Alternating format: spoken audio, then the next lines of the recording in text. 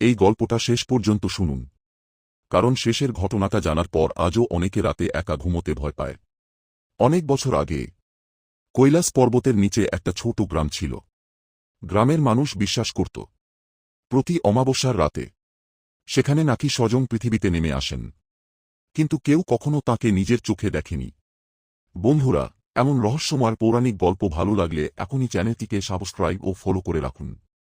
সেই গ্রামে অর্জুন নামে এক যুবক ছিল। সে এসব বিশ্বাস করত না। একদিন সে ঠিক করল, অমাবস্যার রাতে সে পাহাড়ের ওই পুরনো মন্দিরে যাবে। লোকেরা তাকে অনেক বাধা দিল, কারণ সবাই জানত যারা ওই রাতে সেখানে যায় তারা আর আগের মতো ফিরে আসে না। কিন্তু অর্জুন কারও কথা শুনল না। রাত ঠিক 12টা। চারদিকে ঘন কুয়াশা, বরফ ঠান্ডা হাওয়া, আর দূরে শোনা যাচ্ছে ডামরুর শব্দ। ডুম ডুম ডুম। অর্জুন কাঁপতে কাঁপতে মন্দিরের ভিতরে ঢুকল। হঠাৎ সে দেখল মন্দিরের মাঝখানে একটা আগুন জ্বলছে, আর আগুনের সামনে একজন সাধু চোখ বন্ধ করে বসে আছেন।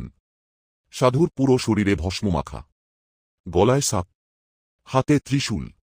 অর্জুন ভয়ে জিজ্ঞেস করল, আপনি কে? সাধু আস্তে করে চোখ খুললেন, আর সেই চোখ দেখে অর্জুনের শরীর ঠান্ডা হয়ে গেল, কারণ সেই চোখে আগুন জ্বলছিল। ঠিক তখনই মন্দিরের সব ঘণ্টা একসাথে বেজে উঠল, আর চারদিকে ভেসে এল একটা গম্ভীর আওয়াজ। যে সত্য খুঁজতে আসে সে আর আগের মানুষ থাকে না। হঠাৎ আগুনটা অনেক বড় হয়ে গেল। অর্জুন ভয়ে পিছিয়ে যেতে লাগল, কিন্তু তখন সে দেখল সাধুর পিছনে একটা বিশাল ছায়া দাঁড়িয়ে আছে। জটাধারী, 3 চোখ, হাতে ত্রিশূল, স্বয়ং মহাদেব।